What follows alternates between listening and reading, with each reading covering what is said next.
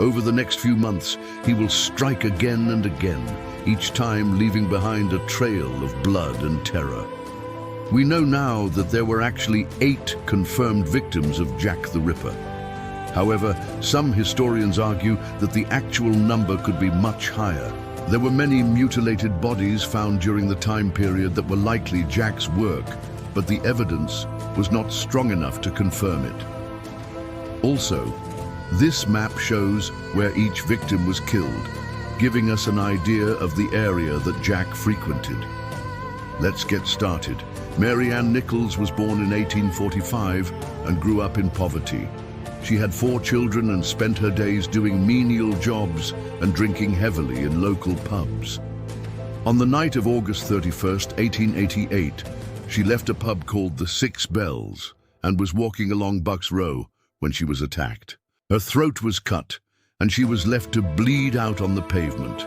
The second victim was Elizabeth Stride, a 44-year-old woman who had a history of mental illness.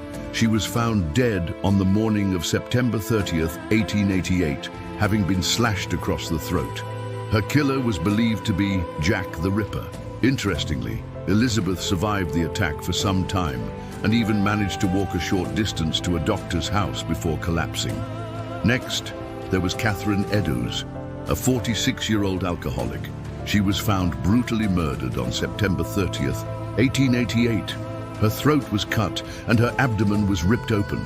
This was the 3rd and 4th attacks to occur within just hours of one another.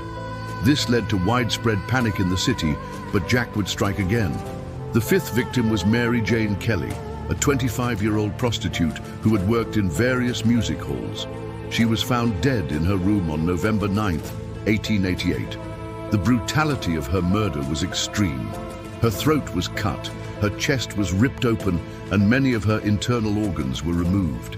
This was the final murder attributed to Jack the Ripper, although there were likely more.